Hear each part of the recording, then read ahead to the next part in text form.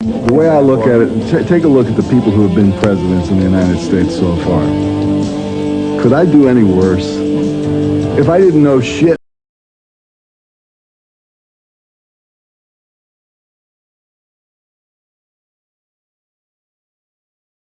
the way I look at it, take a look at the people who have been presidents in the United States so far. Could I do any worse? If I didn't know shit from Shinola, could I do any worse?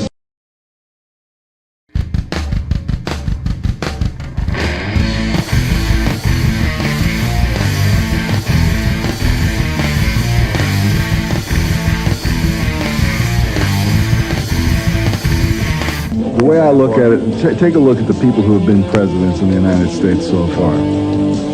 Could I do any worse?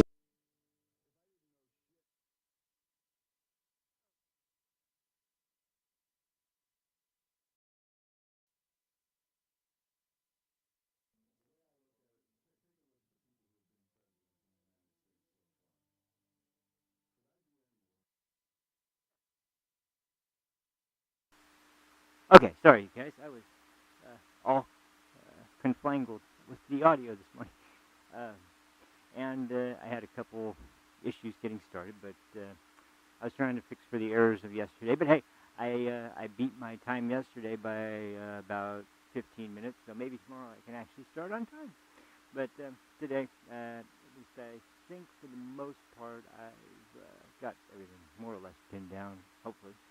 Um, anyway, so sorry about those technical difficulties to start off with, but yeah, we're here. We made it. So that's the important part. Hope everyone's doing well today. I am doing fairly well, and I have been well. I've been very surprised and very happy with the turnout. Actually, I'm very surprised. That I know it's pretty modest for in the grand scheme of things, but for me, who's had no presence at all whatsoever on Rumble as far as videos and no streams on Rumble. And the last time I did anything on YouTube was over a year ago at least. So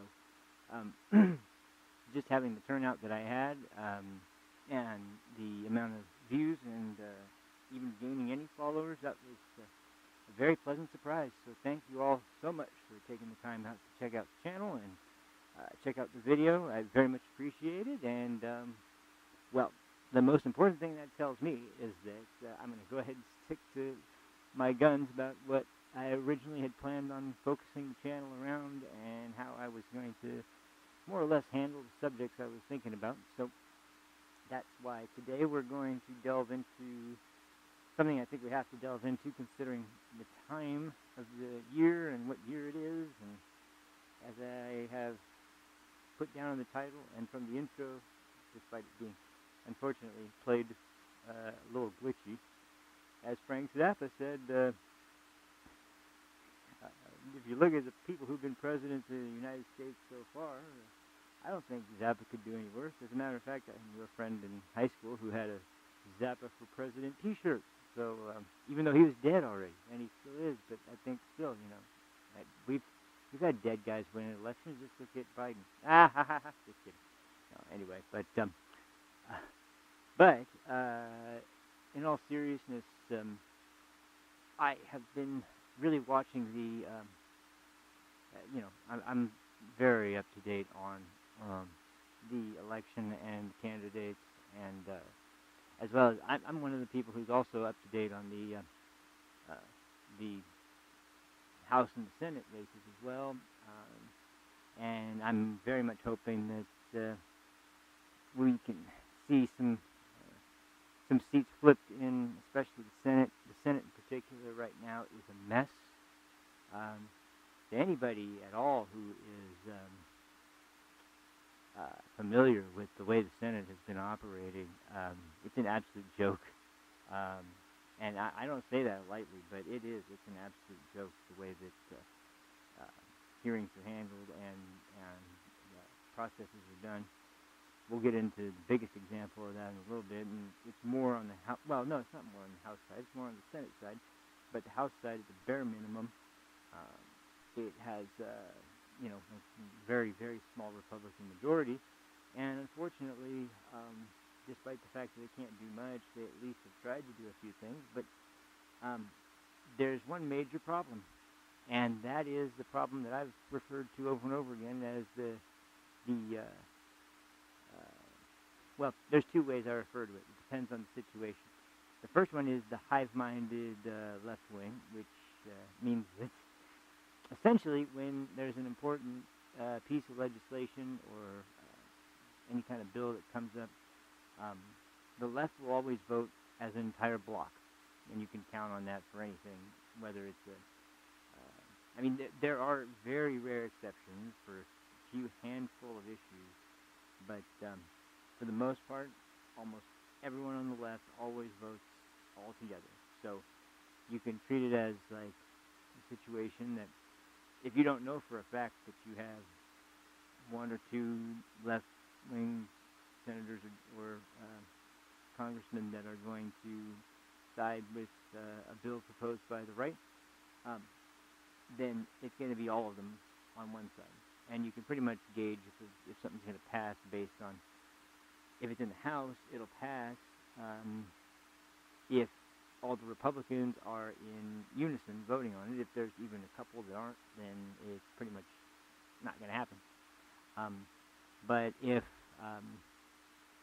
there's maybe a couple of Democrats on board, then you usually can pass it. However, in the Senate, totally different situation. Chuck Schumer does not seem to, well, it's Chuck Schumer's, it's not the People's Senate, it's Chuck Schumer's Senate. That's really the way it's handled. And it's sad, but it's true, because the main example that I was going to use is, look what happened with the only impeachment.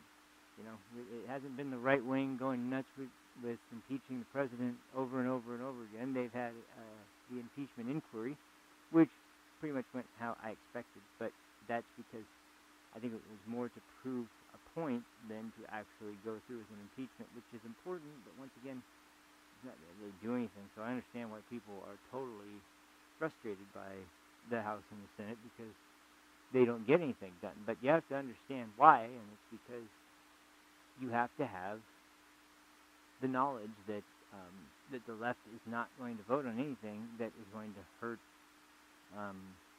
in any way.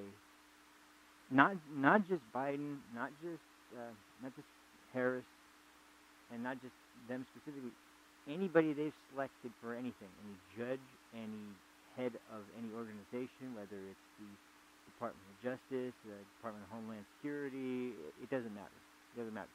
And that's why with probably the most reprehensible member of any administration position in the entire Biden administration, which if there's anybody that deserved to be impeached, it's this guy, Alejandro Mayorkas, the guy probably most responsible for allowing the southern border to become an open turnstile for illegal immigrants.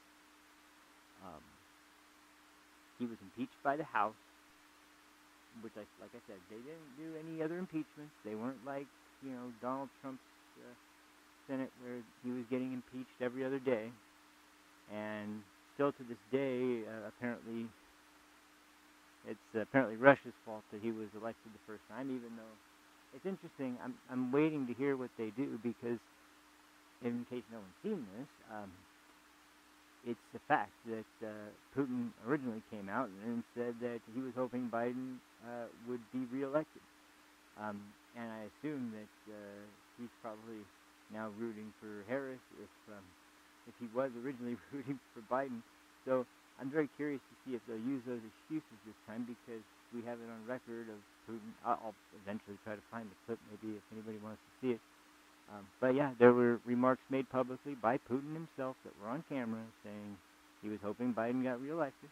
So I would be curious to see how the Russians would be using their bots from the Kremlin to help Donald Trump get elected. I would love to see how that happened this time. But as far as the other impeachment goes, the one that was actually for somebody that deserved it, like I said, Alejandro Mayorkas, if there was a guy that ever deserved to be impeached, complete dereliction of his duty, in complete dereliction of what his job title is. It's him. Um, the impeachment passes the House, so it goes over to the Senate, where they have to hold their own hearings and meetings and decide whether to proceed with the impeachment or to deny it, which everyone was expecting it to be denied. But here's the part that's even worse. They didn't just deny it. First, they planned on tabling it, which means essentially that they just put it off to the side and agree to deal with it at another time when they feel it's more important, which is a slap in the face basically to everybody, because like our border's wide open, and the guy who is chief in response or chiefly responsible for it is you're just gonna table it. You don't care about trying to go over the evidence and the information and stuff. Of course they don't. No, they have no interest in that. But then they did something even worse, something even more disrespectful, and I think one of the most damaging things to the Senate that's ever been done. They they voted to dismiss the impeachment, which basically means that without even going over the evidence, without holding impeachment proceedings, they just took a floor vote and decided, no, we're not going to do it. We're just gonna pass it, or not pass it. We're just going to dismiss it. So, and there were some good senators like Mike Lee and a handful of others that made some very strong arguments. Senator Kennedy made some great arguments, but like I said, the Democrats control the Senate, and they made the decision. And I can guarantee you that it wasn't a decision made because some senators really wanted that to happen. It's just I guarantee you this is one of those things where, because people talk about this jokingly, but it's true, because when you look back at the decisions that have been made, there's no other explanation. Like you get Schumer's because to those out there who are wondering why would somebody have that much influence? They're elected by a state, yeah, but how do they control all of the federal government and its employees and whoever gets appointed or dismissed or whatever? Well, it's because more than anything else in Washington, what matters is your ability to fundraise, and that's why Pelosi is still such a powerful member on the House side, and that's why Schumer and McConnell even are so influential on the Senate side, because both of them are, and the fact that that's what it boils down to is pretty shameful. I mean, like that if we're supposed to have a process that relies on the will of the people, and our representatives that we put there are sort of designated by their ability to fundraise for their party, and not by any great legislation they proposed or passed, any kind of ability to unite the party under certain circumstances, or any kind of bipartisan solutions to problems. No, it's about who raises the most money. So it's all about money as usual. And bear in mind, this can have to do with things like drilling and oil on certain lands that the Democrats usually are totally against. But if they're adding money to Democrats fundraising, well, yeah, of course, come aboard. So it's not about any kind of principled stance or anything. It's just about power. It's just about power and money, and that's it. So Schumer, in this case, would have been the one who, either him or his staff or some of the people who are closer to him that are also Senate members, would have been going to every Democrat member of the Senate, been like, yeah, this is one of those times where you're gonna vote with us on this. And the reason they have that kind of sway and control is because when it comes up for election season, if you don't have the approval of the Senate leader of your party, what could be an uphill battle for you in the first place is going to turn into almost a unwinnable one if you don't have the power of the extra funds that you would need to run a campaign successfully. So they pretty much have them. Now they don't exercise that power on everything, but on an issue like this, where it's about their chief issue, their main, most important issue, the border, keeping it open, making sure that nobody goes against the grain, everybody does what they're told. Um, when it comes to this issue, there is no way they were going to. But to dismiss them entirely without going over the evidence, that's just basically flexing that, yeah, we can do what we want without even adhering to the process. What are you going to do about it? And that's the message that's being sent. And I don't think, because, there's always the proposal that, well, when the shoe's on the other foot, you guys aren't going to like the results that you kind of made as the standard of how we do business around here. But this is one of those things that I don't like at all, even if the Republicans were doing it. This is something that should never have been even considered as an option because they would have spent a couple of weeks going over the evidence, and then they would they'd basically spend the rest of the time basically going over like what is being presented, and they would all be like, yeah, it doesn't matter, we're all voting no against the impeachment anyway. So it just would have been a matter of time, because there's no way that they would have voted to do it. But I think the main point was that things with the border. Here's the problem: things with the border, they're very sensitive to, because they don't want attention brought to it. And there's people that still don't understand the lengths that they have gone to and the things that they've done to essentially make sure that the border remains not only open, but that as little as possible is known about the numbers, the demographics, the countries of origin. They don't even do DNA testing or any kind of significant background checks, especially because in a lot of cases there's no way to really do a background check. A lot of these countries that people are coming from, they don't have a serious, sort of investigative police force or anything that keeps a database on violent crime or anything, so they're not going to know really much information. So even if you contact the country that they came from, they're not going to have, and that is even if they are coming from where they say they're coming from, which that's a stretch also to begin with. But ultimately, the point is that the person at the head of all of this policy and every decision that's been made is the head of the Department of Homeland Security. And I think I'll play this clip also of Chip Roy's.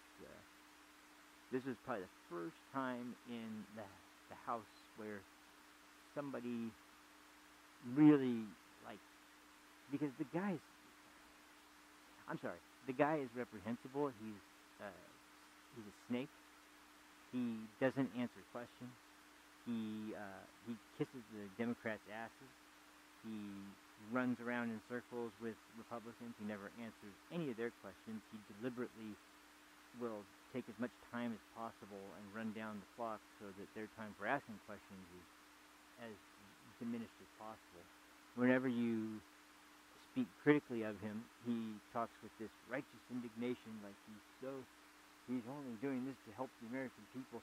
And my history is I immigrated to this, he brings up this sob story about his past and all this other stuff. It's like, yeah, that's great, that's wonderful, but what does that have to do with how you're doing your job right now? Because the way you're doing your job right now is essentially by thinking that your department is now in control of deciding the laws of the country. And the laws of the country now are that our border is just a turnstile for letting people in. And there's all sorts of details. I've already gone into this for more than I kind of planned on. But the point is that this guy is essentially responsible for the most part, other than Biden and Harris, who want this to happen. But I mean, they have to have a guy that's at the head of the Department of Homeland Security also, who is fully on board with the ideology of an open border, because otherwise, if you don't have the head of the Department of Homeland Security, you don't have the ability to do all the things they've done. You can't have the federal government come to the border where Texas has welded the wall that the pieces of the wall that Trump had made, weld those shut to have pieces of the border, not even the border patrol, members of the administration's, like either the FBI or National Guard or certain other federal agencies that will come down and literally either cut the fence open, or if there's barbed wire, literally drive a forklift down and lift the barbed wire up to help the illegals cross. And most importantly, and probably the most insidious, lie about the numbers by using. And this is one of the most like, you want to talk about like things that you do that basically subvert democracy, a threat to democracy. Trying to say that, like, well, the numbers are down of border crossing. Yeah, because you're just going to their countries and you released a phone app that people can use to schedule an appointment to go and be brought into the United States by either plane or boat or whatever method, usually by plane though, because then you don't even cross the border of any kind. You're flown over the border and dropped off at a city wherever they choose to drop you off at, and they still give them their little card to say, here's your notice to appear or notice to report to the courts to have your asylum claim decided on in court about what we're gonna, if it's gonna be favorable or not favorable. And we've heard in some cases that those hearings for their cases are, I mean, they're backlogged so badly that some of those cases are not going to be heard until I think it was 2038 was the longest one we've seen at this point. So yeah, it's fairly insane that the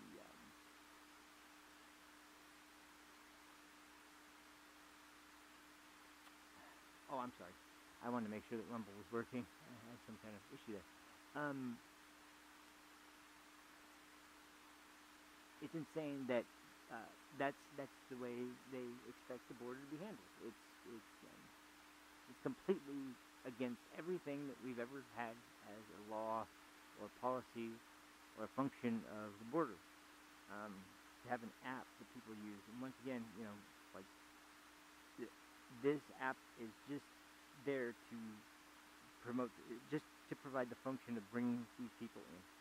It has no ability to do any kind of check of the person's actual identity, whether they're giving a false identity, how old they are, which there's been, some people that came in saying they looked younger, so they said they were a minor. They got released to an adult, murdered the adult, and ran off.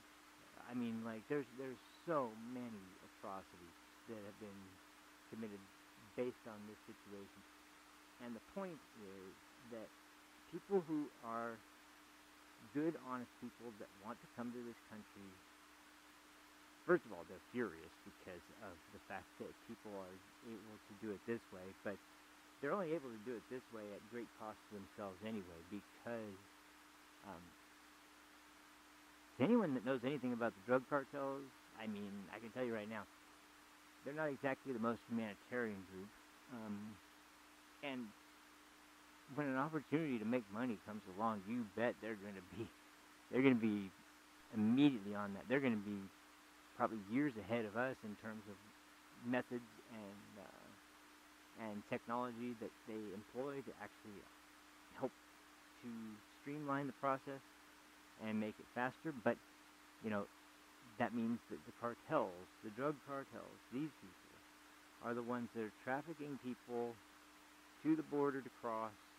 And there's also, I hate to even describe it like this, but they use techniques, and I want to just give an example of children that are quote rented, which means that because it's easier for individuals in a family unit to cross, because it's considered. This is why the family separation policy that the left is always whining about what was going on under Trump, that they're separating families. Well, guess what? A lot of them now are not families. They are not even related. They give a child to an adult who God knows who it is. God knows what their record is. They could be a child molester. They could be a murderer. Who knows who they are. But they give them this child so that they can pass through and say, this is my child, and we're trying to cross. And because Border Patrol is overwhelmed every day by the amount of people trying to cross, they can't really have any control over it. So there you go. They end up kind of screwed in that situation. And anyway, so then you come to the fact that they bring them across, and then the child goes back to the cartels to go with another adult that needs to be in a family unit. And these are things that the Democrats end up openly mocking in hearings, saying that's not true. I can't. That's not happening. They only say this because they have no idea.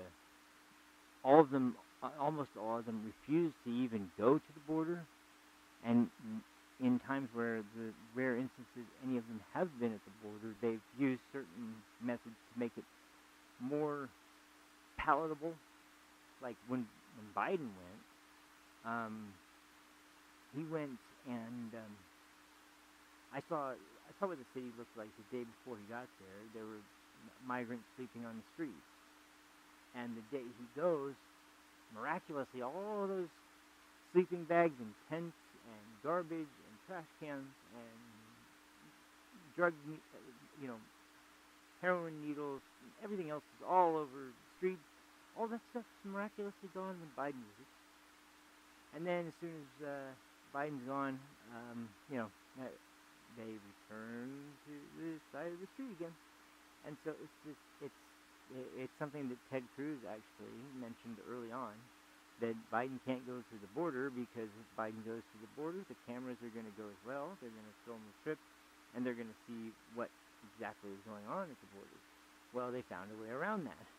And I think actually it was Gavin Newsom that first did this little trick because he thought it would be politically expedient, and as a matter of fact it was, so they kept doing it. And so anyway, it's just, like I say, it's not, it's in no way a humane system as it's claimed to be. This is in no way about family separation policies or anything like that. This is about, more than anything, it's about a new constituency for Democrats because they're operating under the main core belief that if we let all these people in, well, they're going to be beholden to the Democratic Party. And actually, early on, within the first year of Biden's presidency, there were literally immigrants at the border with shirts that said, "Biden, please let us in," and a big heart on it. And like whole groups of immigrants that had these, had these shirts on.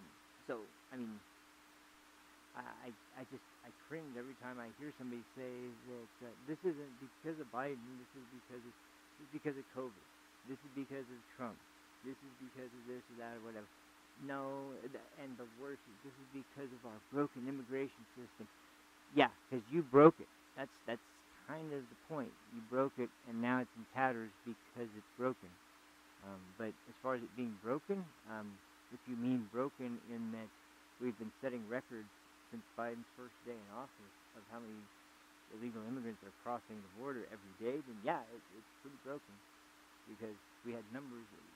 And the famous chart made by Senator Ron Johnson, which is actually the chart, by the way, that is the one that Trump was looking at when he was shot by the guy in Butler. He was going to turn and point to the chart. That's Ron Johnson's chart. Man, I know Ron Johnson's chart, and it's actually pretty compelling. It actually shows, it's just a bar graph, but it shows crossings of by demographic, single children, family units, single adults, and I think there's one of those groups I can't remember. Anyway, it shows all those, and it shows them by number, year to year to year. And you just see, like, Trump's administration. There were points where it was actually surprisingly higher than you might expect. But you see at about definitely by 2019, partly through 2018, it starts to go down. By 2019, it starts to really drop. And by 2020, of course, it goes all the way down. And people attribute that to COVID. But that was at the beginning of the year even. Because you got to remember, like, fiscal year starts in, like, October or something? Like, fiscal year starts a few months in advance. So this was because of policies that were in place that were removed as soon as Biden got into office. That's the reason that this is happening in our country. And when you look at Europe, and in particular when you look at Britain and you look at countries in the northern part of Western Europe especially, they're falling victim to the same types of rhetoric that are allowing people in the same way that we're doing here. It's largely a different demographic, but we're getting some of them over here as well because people think of our immigration demographics and they think of, like, Mexico and then South America and the sort of Caribbean area, the Caribbean islands areas, people come from those countries. But no, we're getting people, from Africa, from China, from Iran, from countries that are literally countries that are actually our enemies. We're getting immigrants from those countries, and it's that part's really scary. But anyway. So just to kind of prove my point about the way that these things have been going, I was going to show you clips of what I'm talking about, and this is why, as we're talking about the election coming up, it's kind of better to at this point, and then we'll move on to the president probably in the next episode. But I really wanted to focus on the congressional races because. Look, if we have a Congress like this, like we already know what happened last time he was president, and from day one, you have another scumbag, Adam Schiff, who just basically immediately was out for blood in any way he possibly could get it. And he was just trying to find any kind of vector for attack and making the most ridiculous, like the supposed the supposedly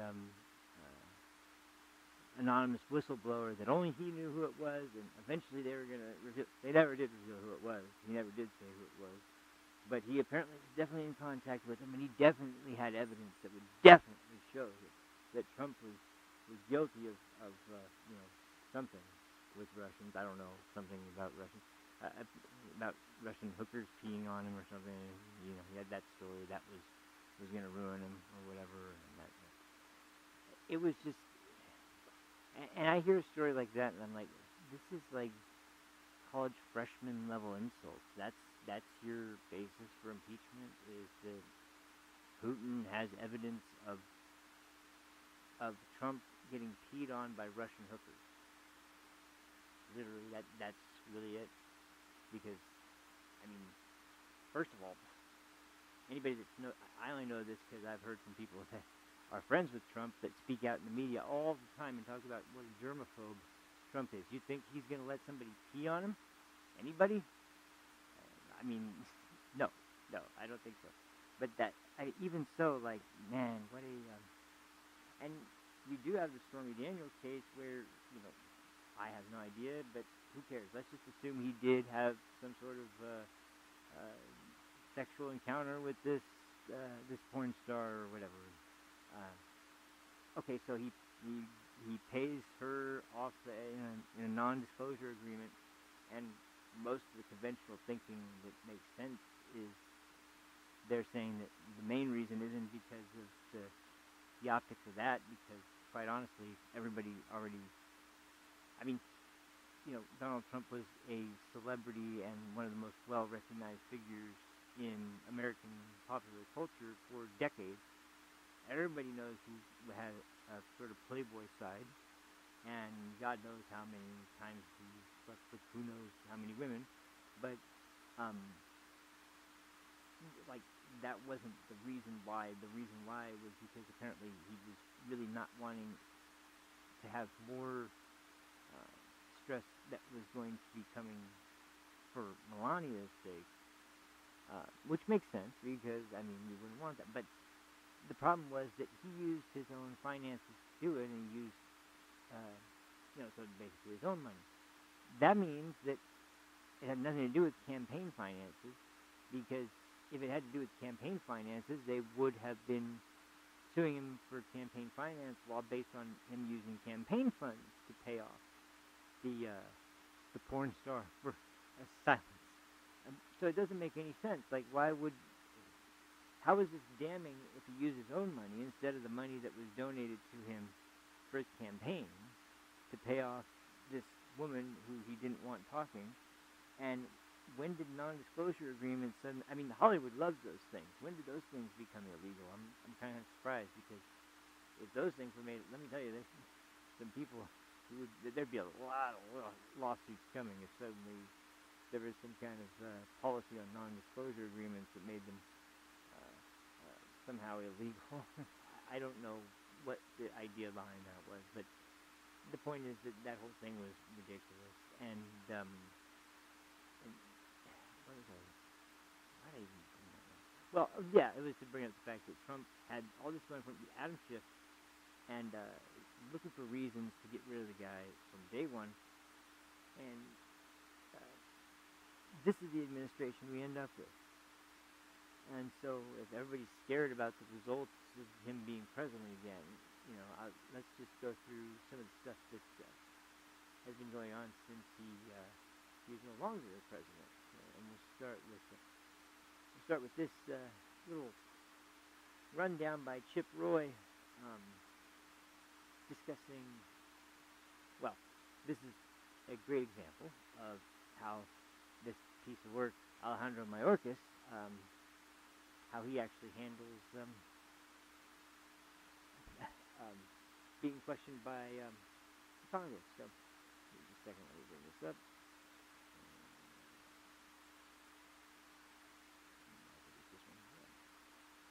Mr. Secretary, there have been over 1 million.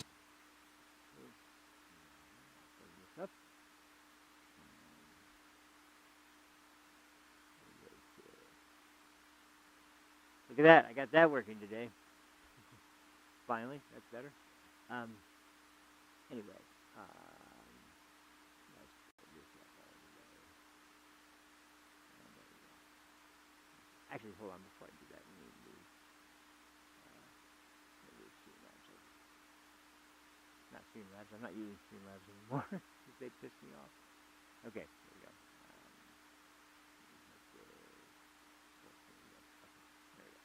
All right, so this was actually this was in 2022. This was quite a while ago, but I mean, you can tell by that fact alone that this has been going on for quite some time. And whoops! Once again, screwing things up. Got to turn the volume on. Okay, there we go. Now I think we're fine. All right, now sorry about that. Anyway, let's go ahead and play this clip. And the end is epic. So I'll just leave it at that for now. Mr. Secretary, there have been over 1 million plus individuals put into proceedings or released into the United States on your watch. I've asked multiple Border Patrol personnel, not the union, mind you, if we double, triple, quadruple the CBP budget, would that 1 million release go down? And they categorically said no, it would go up. Do you agree, yes or no? I'm not sure I understand your question, Congressman. With the addition... With the number of people being released in the United States under current law, would it go down no matter how much you increased your budget? And it would not, as they said. Do you agree, yes or no? Congressman, if I understand your question correctly, when individuals are in the United States and they make a claim for asylum... So the number would not go down is the answer, right? Yes or no? That's what they said, and I think you just answered it. It would not go down. The only plan that you offer, the plan you just offered, is to process aliens faster and encourage more to come. We know that to be true.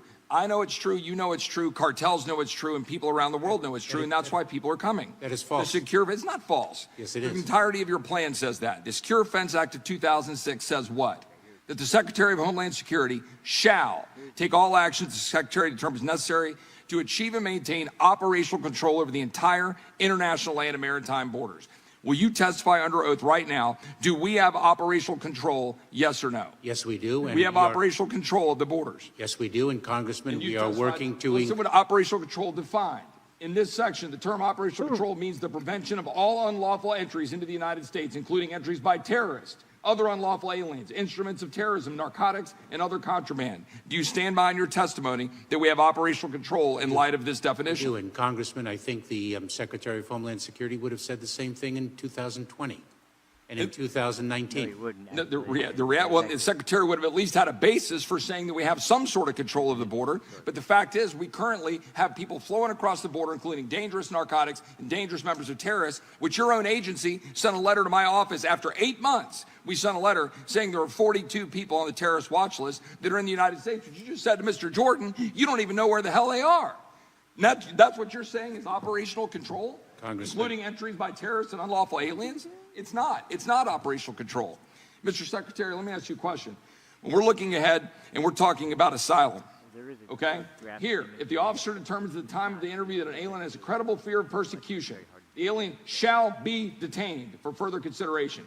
Mandatory detention. Any alien subject to the procedures under this clause shall be detained, pending a final determination of credible fear of persecution. Is everyone being detained? Yes or no? No, and as a matter of fact, Congressman, that is an issue that is before the United States Supreme Court. And the fact of the matter is our law says they should be detained, and your agency is releasing people on purpose in order to flood the zone and make sure that more people can come to the United States. And you use parole to do it. Parole of aliens within the following groups have been retained. Come down here on a case-by-case basis for urgent humanitarian reasons or significant public benefit. Yet your office is using parole. But when you use parole, the fact is they're not showing back up to ICE. Your own letter to Senator Johnson, to this committee, have acknowledged they're not showing back up to ICE. How can you be saying that you have operational control or that we're securing the United States when they're not showing back up? Congressman, are you actually interested in the facts and the law? Yeah, I'm reading you the law, and I'm actually talking to you about the facts about who's into this country. Actually, you're now let's actually go to something that's Chairman, can the witness be allowed to answer the question? Well, there wasn't a question there to be answered. Gentleman's time. Point. Now let's talk about the damage being done to the United States of America. Mr. Secretary, do you know what this is? This is a mobile morgue, a body trailer, needed by counties in South Texas overwhelmed by dead migrants. That particular trailer is filled with these bodies, 27 bodies that were stored in this mobile morgue in South Texas with dead bodies of migrants. Dead bodies like this one found on a ranch just 3 weeks ago in South Texas. A dead migrant. Somehow that's compassion. How about the dead bodies found by migrants? Compassion. How about the ranchers who had to walk out of their door, and this is what they face. Gentlemen with rocks threatening a rancher in South Texas, only able to be saved when they are able to bring their dogs out to scare the people away in order to save themselves. Or the fact that you've got houses being attacked, you've got livestock dead on the side because we've got ranches wide open. How about the little girl here with a brand on her arm? A little girl with a brand on her arm because of your policies. A little girl here in the desert found by ranchers trying to save their life. And how about the lost voices for people dying from fentanyl? The tens of thousands of Americans dying from fentanyl.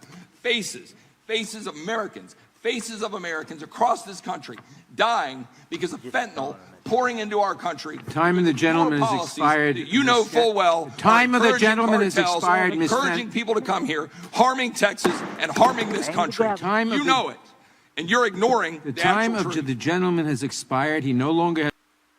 He no longer has the time to, as he says, slander the secretary, which, sorry, if it's true, it's not slander. So Nadler can just shut the hell up.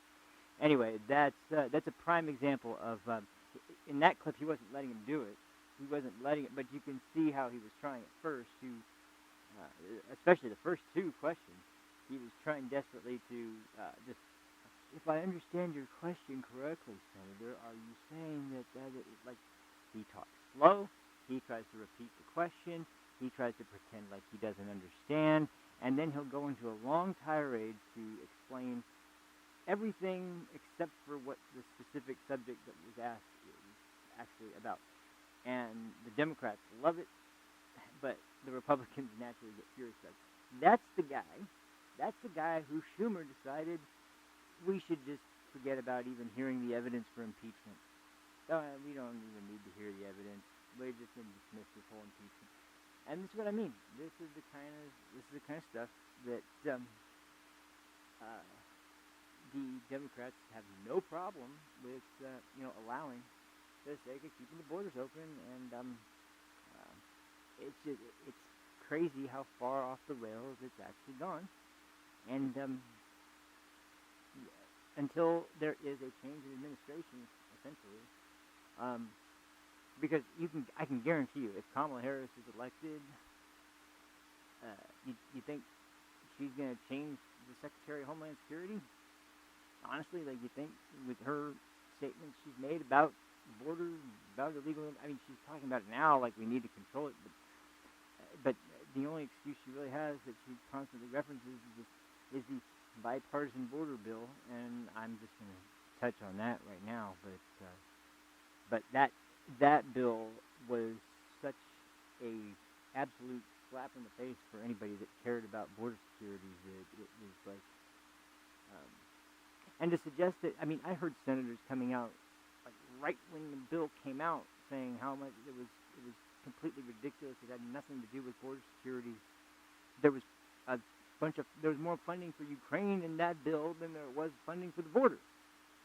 So, once again, it wasn't serious at all, but they blame it on Trump because Trump made a post on Truth Social that the bill was not serious about stopping illegal immigration, which it was not, but now it's Trump's fault that nobody on the Republican side voted for it. And the funny thing is that the reason they use that excuse so intently is because you notice how they apply the same thinking that they use, and they apply it to the people on the right. They do that all the time. It's like, well, Trump said that they shouldn't vote on it, so that's why it didn't pass. That's what leftists do. Leftists listen to what Biden says and nah, we can't have this pass. Republicans don't listen to the presidential candidate and say, okay, well, he doesn't want this, so we're not going to pass it. Once again, that's not how it happened, and that's not even in their character naturally for the Senate to act in that way. So what's the evidence for that? Because there's no evidence that I can find. In fact, the only evidence I've seen really more points towards the opposite being true. Or not the opposite, but that being not true at all. And so just to keep repeating it over and over again, which is another one of the strategies they use. It's like once again with Trump and Russia, if we say it enough times, people will believe it, and that seems to be really the strategy. And it does seem to work because for the people that don't, people that really aren't plugged in all that well, or don't know that much about what's actually going on, they have no idea. But they hear this accusation over and over and over and over again. It's like, well, that must be what's going on. They say it on the news every day. That must be what's going on. No, unfortunately not. And which I talked about in the last episode. When it comes to the media,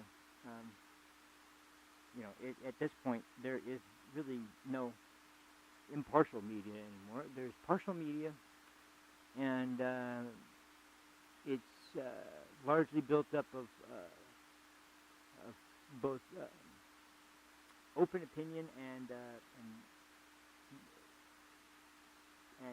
undercover propaganda, masquerading as news, and that's what you get to choose from. So unfortunately, it's not the best environment to try to be learning anything from mainstream media, but that's basically basically the state of things at the moment. And so when we get down to like I said, when we get down to this election, yes, the president is immensely important, and we really need a new president. But it's also important, like I said, because this is going to happen if there's, once again, a majority of either the Senate or the House that is Democrat. Because I can tell you right now, they're going to do everything possible to prevent anything that Trump will be able to do a handful of things by executive action, but when it comes to working with the House and the Senate, forget it. Like, nothing's going to pass if it's made up like it's made up right now. And that's the key important point, is that when you, I understand the idea, because I would believe me, it would make much more sense if we could have a government that was partly of Democrats and partly of Republicans, and they worked together and found a compromise to the situation, and that was how they made bills, that was how they voted, that was how things came to pass, and it would be best for the American people as well. But when you have one side that will refuse to move under any circumstance, especially when it comes to one subject, and that subject is this particular guy who is running for president. I mean, you mention his name, and like, there's no chance at all anybody on the left is going to vote for it. And then, unfortunately, even worse, back a couple of Congresses ago, when you had the nightmare of Liz Cheney and the other nightmare of the weeping puddle of tears, Adam Kinzinger, who were quote-unquote Republican, but basically one's a neocon, one's a bleeding heart liberal calling himself a Republican. And as I said in the last episode, neocons hate neocons hate because MAGA voters are particularly anti-war, and the Republican Party historically was very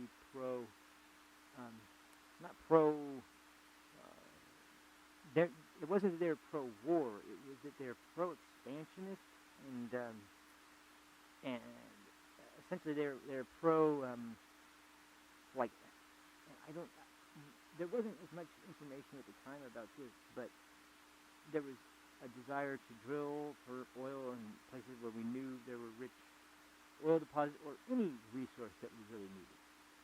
And so wars in the Middle East, for example, where there were sites that had very rich oil reserves, that was a large portion. That was a large part of why we would be eyeballing that region.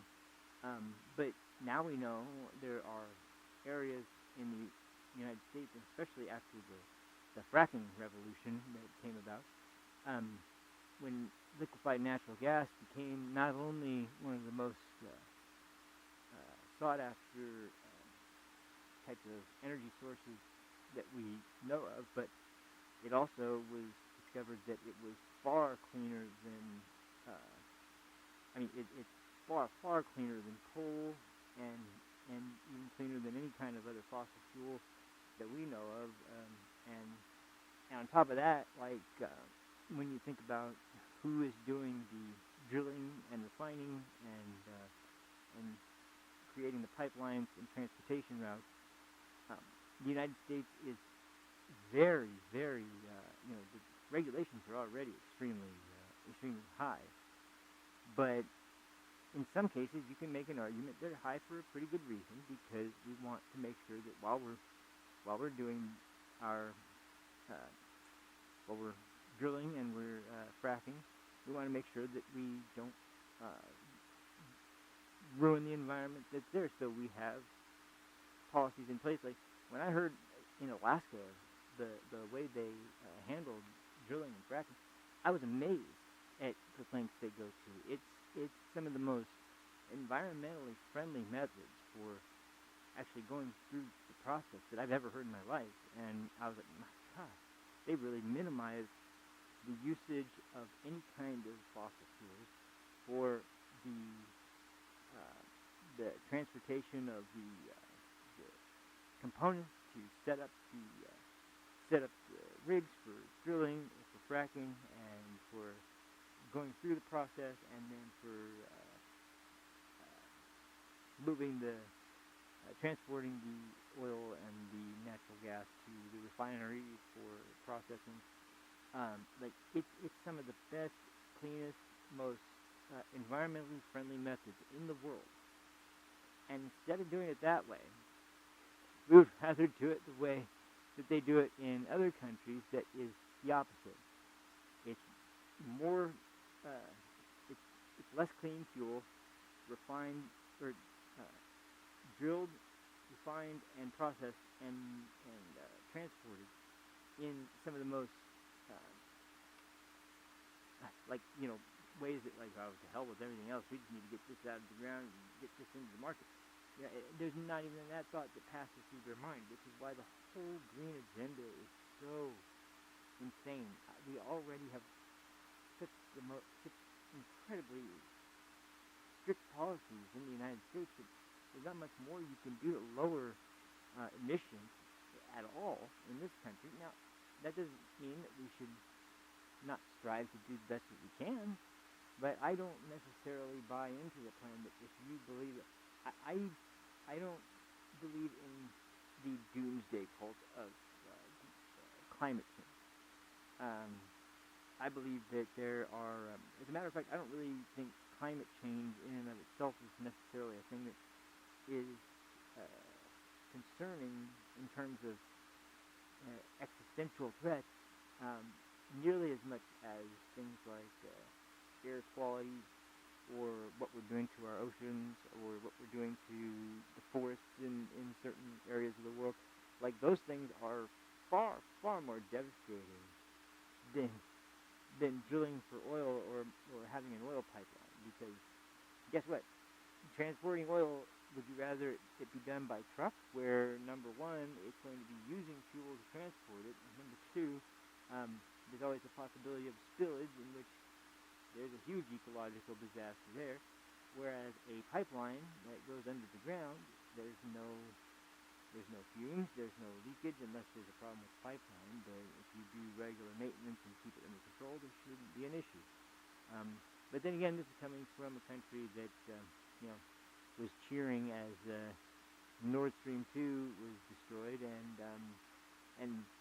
releasing more CO2 into the atmosphere than any event in recorded history. So not much about it makes much sense. But anyway, those are the arguments for something totally different. I don't know how I even got on that subject, and I'm sorry. But anyway, I just wanted to touch on that. And so ultimately, I'm going to I wanted to play one more clip, and then we'll wrap up for today. Because, like I said, this is mostly, and then tomorrow we'll probably start going over some of the more well-known, at least more talked about areas of the upcoming election. That's, of course, the presidential side of the election, and the vice presidential side of the election, and some of the information about the candidates on both sides, and so, because there's some very interesting information that is out there, and look, I don't ever really take just one source and be like, oh man, there it is, that's it, that's got to be true. I like to hear it from a few people before I am like, wow, okay, maybe there's something here, and if it makes genuine sense, and or if it's a matter of opinion, and I'm hearing something an opinion that I find compelling and I like it, then I will present it as an argument to a side. But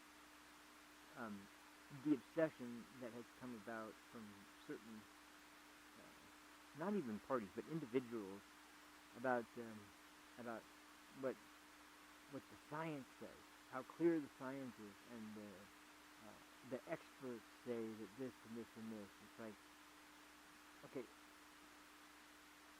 since when do we have people who are going? I guarantee we could have people come in if we wanted to, that would look at both candidates and using scientific language say, well, this candidate would be the best for office because of the percentage of the probability of this event or this event under this administration or this. And it's like that's not how we make decisions based on like what the science says or the experts say. It's about what the plan is for the future, because it's like we suddenly believe as a group of individuals around this country that these people who say that they're experts are so important that they can tell the future and they're going to be able to project by way of mathematical certainty where we'll be heading. Like we still can't even accurately predict weather on a regular basis. How the hell do you suggest that we are this good with our quote-unquote experts on these things that's what's going to be the best tell for who is going to be the best representative? It's ridiculous, but it's what some people have bought into because of how often it's used in political debate. Well, the science is clear on this. All of the experts say this.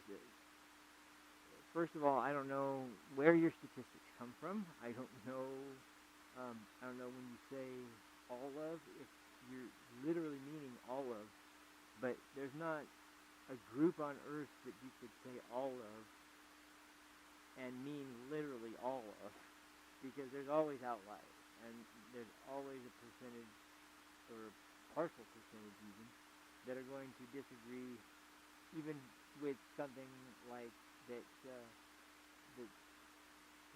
water gets you wet.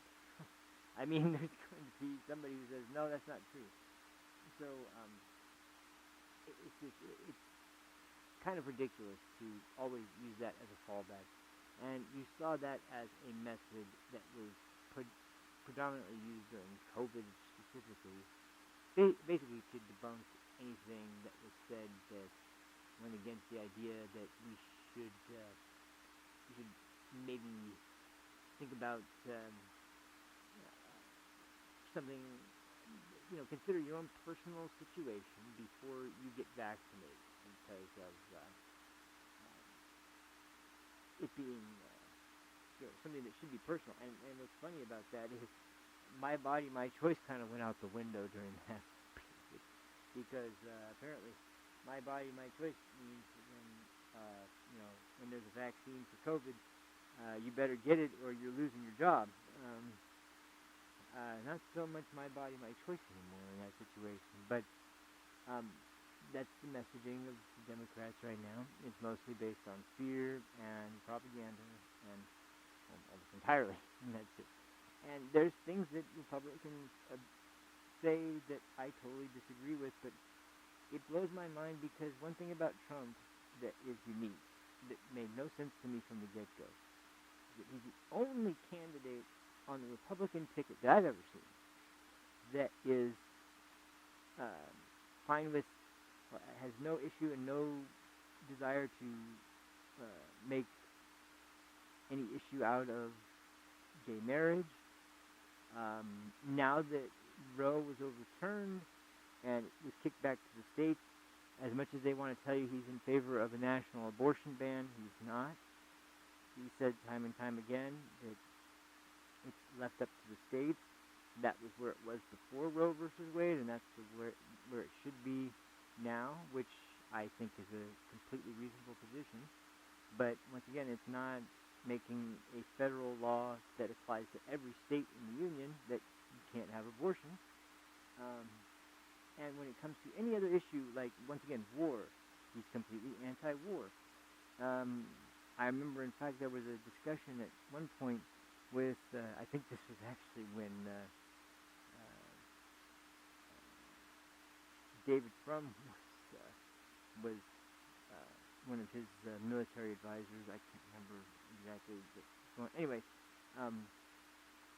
but before they did the strike, he asked a question about the probability of killing the intended target, and it was high. But he also asked, what's the probability that there will also be innocent bystanders that will also be killed in the strike? And it was also high. And at the last minute, he ended up canceling the strike. And that was one of those things for me that was like, man, that guy just won me over like hardcore, because to have that be a consideration from a president, I'd never heard any president ever make reference to that as a priority.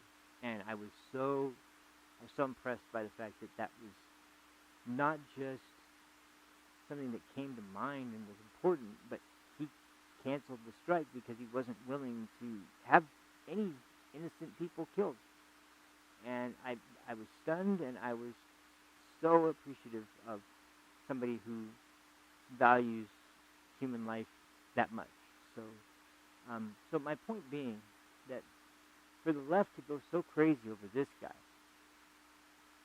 who is, I mean,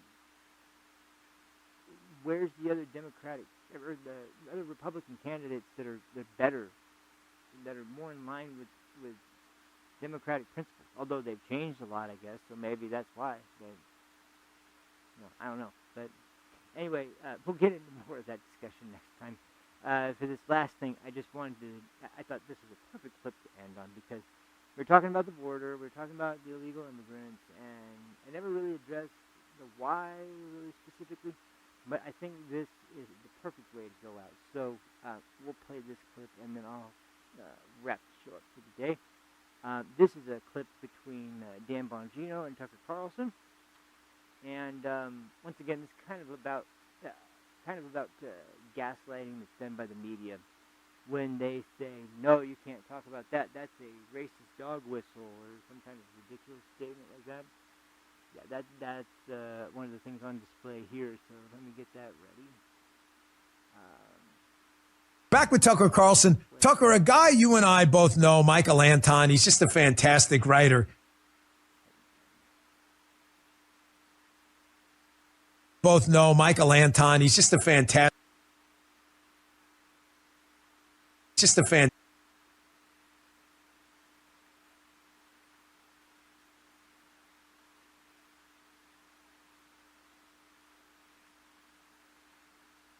Okay. Sorry if you guys heard that. I didn't know the main audio was on, actually, but oh well, the important part's not till the end. So. Okay.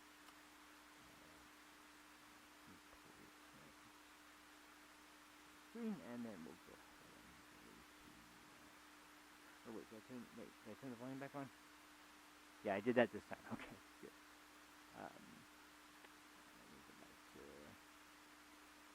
Screen. So okay. Yeah. So well, this is if you want a good example of why the border is so important to keep in the state that it's in for Biden and Harris and for the Democrats in the House and the Senate right now. Here we go. He's just a fantastic writer. He writes about this thing all the time. I get a kick out of how the left has this thing like, it's not happening, but it's great that it is. And, one of them is this replacement theory thing. Guy, I'm going to go a little bit out of order here. I'm sorry. I know I gave you these elements in order. But this replacement theory thing, the hilarious thing about this is if you mention it, it's considered this big right-wing conspiracy theory. The only problem is the only time I mention replacement theory is when I'm literally quoting the left. Let me just show you a few elements. And this, of course, it's this theory the left has that they can bring in a bunch of people demographically for a power base in the United States to get votes. I'm going to prove to you right here, this is their thing. But when you notice, they hate it. Here is an op-ed in the New York Times. This is very real. It's literally called, and I hate the word literally, Tucker, "We Can Replace Them," in the New York Times by Michelle Goldberg, dated October 29, 2018. That's the actual title. Wait, here's where it gets even better. Here is a later op-ed in the same paper. White people fearful of being replaced. In the opinion, you're like, holy shit, I'm reading the same paper. So yeah, that's talk about like, you know, saying the quiet part out loud, right? Like that's a little on the nose. You can't get more literate than that, or literal than that. Excuse me. But anyway, that'll do it for this episode. Thanks again, everybody, so much for watching. Like I said, yesterday's episode, the first one, and it was such a pleasant surprise to see how many people came out and checked out the episode.